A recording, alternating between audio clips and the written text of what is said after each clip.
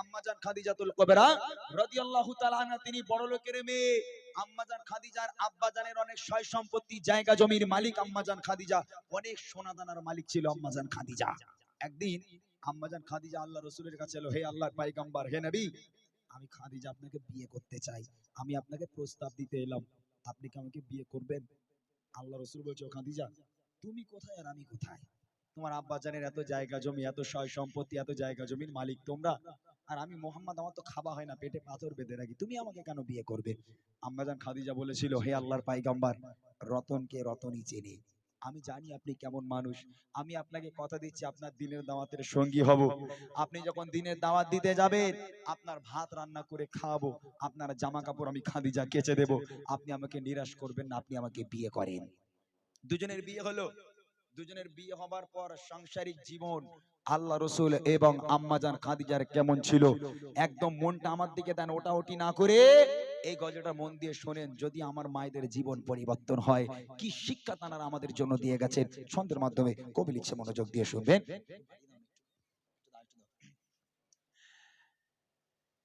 কেমন ভালোবাসে নবী আম্মা খাদিজা, কেমন ভালোবাসে নবী আম্মা খাদিজা, যে ভালোবাসায় খুশি হতে আল্লাহ দয়াময়, যে ভালোবাসায় খুশি হতে আল্লাহ দয়াময়। কেমন ভালোবাসে নবী আম্মা খাদিজা, কেমন ভালোবাসে নবী আম্মা খাদিজা, যে ভালোবাসায় খুশি হতে আল্লাহ দয়াময়, যে ভালোবাসায় খুশি হতে আল্লাহ দয়াময়। ধনী ঘরের মেয়ে হয়ে আম্মা খাদিজা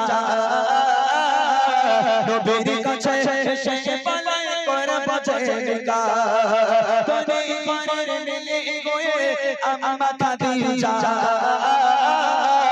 নবীর কাছে এসে পালায় করে বজেগা। নবী বলে, ও খাদিজা কেন চাও আমায়? নবী বলে, ও খাদিজা কেন চাও আমায়? রতনকে রতনে চেনে অন্য কেহ নয়, ও গো রতনকে রতনে চেনে অন্য কেহ নয়। কেমন ভালোবাসে নবী আম্মা খাদিজা, কেমন ভালোবাসে নবী আম্মা খাদিজা, যে ভালোবাসায় খুশি হতে আল্লাহ দয়াময়, যে ভালোবাসায় খুশি হতে আল্লাহ দয়াময়। নবী পাক দিনের দাওয়াত দিতে গেলেন, রাত 1টা বাজে, 2টো বাজে, আল্লাহ রসুল বাড়িতে এলো। এই রাতের বেলা বাড়িতে এসে আল্লাহ রসুল একবার দরজা নক করলো, এরকম একবার, শুধু একবার এরকম নক করেছে, দরজা খুলে গেল। আল্লাহ রসুল দিনের দাওয়াত দিয়ে যখন বাড়িতে আসতো, একটা দিনের জন্য আল্লাহ রসুলের দুবার দরজা নক করার প্রয়োজন হয়নি, একবার দরজা নক করলো, দরজা খুলে গেল। আল্লাহ রসুল বলছেন, ও খাদিজা, তুমি কি সারা রাতে ঘুমাও না? একবার টাচ করার সাথে সাথে দরজা খুলে দাও, কেমন করে খাদিজা, তুমি কি ঘুমাও না?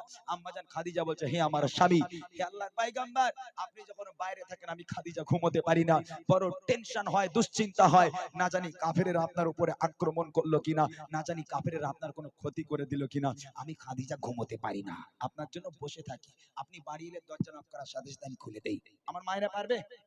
কোন ভাই যদি রাতে 1টার সময় অফিস থেকে বাড়ি আসে, এসে দরজা নক করা দূরের কথা, ঘুষি মেরে মেরে দরজা ভেঙে গেল, ফেটে গেল, আমার মায়েদের আর ঘুম ভাঙে না, জান্নাত থেকে ঘুরে বেড়াচ্ছে। হ্যাঁ, আর আমার নবী একবার দরজাটা টোকা মারার সাথে সাথেই দরজা খুলে দেয়। কি ভালোবাসা! কবি লিখছে, দিনের দাওয়াত দিতে নবী যায় কোতারে তারে, অপেক্ষাতে বসে থাকে বিবি নিজের ঘরে। দিনের দাওয়াত দিতে নবী যায় কোতারে তারে, অপেক্ষাতে বসে থাকে বিবি নিজের ঘরে। দরজা টোকা দেবার সাথে দরজা খুলে যায়, দরজা টোকা দেবার সাথে দরজা খুলে যায়।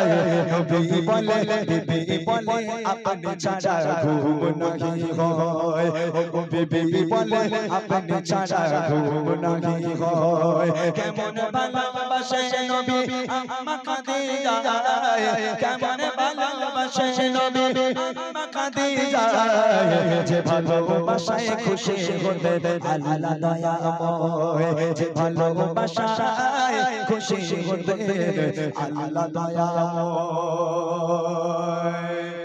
একদিন নবী পাক বাড়ি এলো, দরজা নক করলো, দরজাটা খুলে গেল। আম্মাজান খাদিজার সামনে দাঁড়িয়ে আছে। আম্মাজান খাদিজাকে দেখে আল্লাহ রসুল কেঁদে ফেলেছে। কেন কেঁদে ফেললো? হাউ হাউ করে কাঁদছে আল্লাহ রসুল। কি জন্য জানেন? আল্লাহ রসুল দেখছে আম্মাজান খাদিজার জামাটা এমন ভাবে ছিঁড়ে গেছে, ও জামা সেলাইও করা যাবে না, তাবলিও মারা যাবে না। এই দৃশ্য দেখে আল্লাহ রসুল আর নিজেকে ধরে রাখতে পারলেন না, হাউ হাউ করে কেঁদে ফেললো। ও খাদিজা, তুমি কোন ঘরের মেয়ে?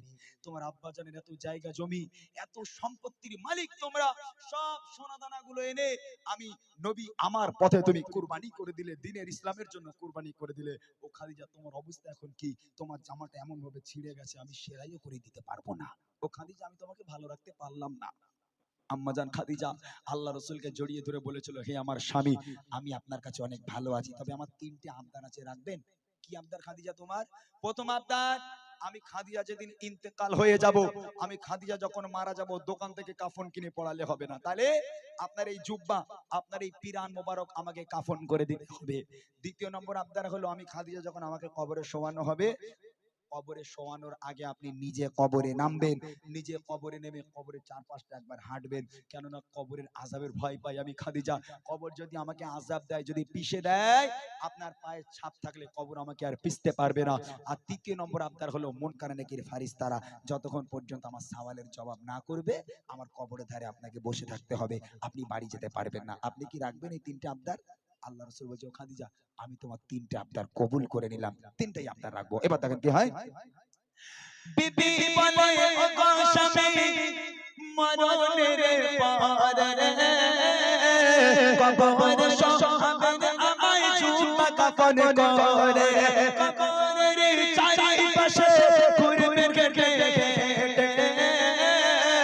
কবর জানো নাই পারে আমায় পিছে দিতে থাকবে বসে ফারিস্তাদের সওয়ালের সময় থাকবে বসে ফারিস্তাদের সওয়ালের সময় কবরের কঠিন আযাব বড়ই ভয়ের হয় কবরের কঠিন আযাব বড়ই ভয়ের হয় কেমন ভালোবাসে নবী আম্মা খাদিজা কেমন ভালোবাসে নবী আম্মা খাদিজা যে ভালোবাসায় খুশি হতে আল্লাহ দয়াময় যে ভালোবাসায় খুশি হতে আল্লাহ দয়াময়।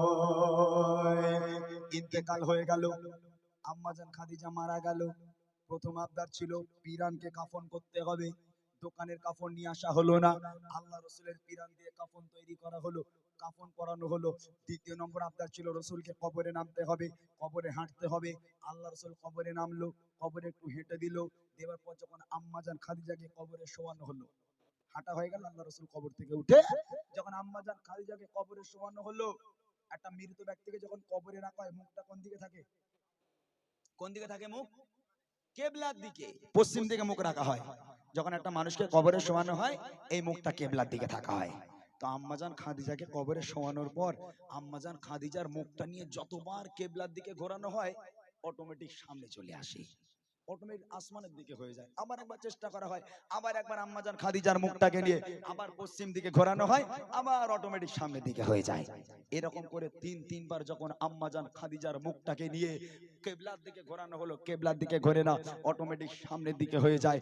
আল্লাহ পাক, আল্লাহ তাআলা নবীর কাছে খবর পাঠায়, আমার বন্ধু, এ আমার দোস্ত, চিন্তা করার দরকার নেই, আপনি চিন্তা করবেন না।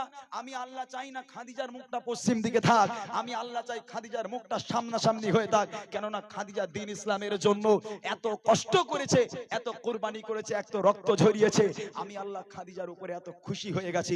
আমি আল্লাহ চাই না খাদিজার মুখটা পশ্চিম দিকে থাক, আমি আল্লাহ চাই খাদিজার মুখটা আসমানের দিকে সামনাসামনি হয়ে থাক, যাতে করে আমি আল্লাহ আরশে মুআল্লায় বসে বসে আমি আমার খাদিজাকে প্রতিনিয়ত দেখতে পারি। একবার জোরে বলুন না সুবহানাল্লাহ। আমি প্রতিনিয়ত যেন দেখতে পারি। আল্লাহ পাক আল্লাহ তাআলা আম্মাজান খাদিজাকে প্রতিনিয়ত দেখবে বলে সামনাসামনি মুখটাকে করে নিয়েছে। একটাবার ভাবেন আল্লাহ পাক তাহলে কেমন ভালোবাসতো আম্মাজান খাদিজাকে। সেই খাদিজাকে আল্লাহ পাক সালাম পাঠিয়েছিল। তখন প্রশ্ন করলাম না কাকে সালাম পাঠিয়েছিল? এই সেই খাদিজা যাকে আল্লাহ নিজে সালাম পাঠিয়েছিল।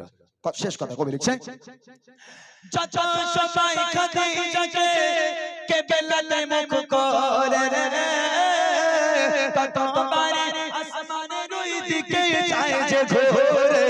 আল্লাহ বলে ও গো নবী চিন্তার কিছু নাই, আল্লাহ বলে ও গো নবী চিন্তার কিছু নাই।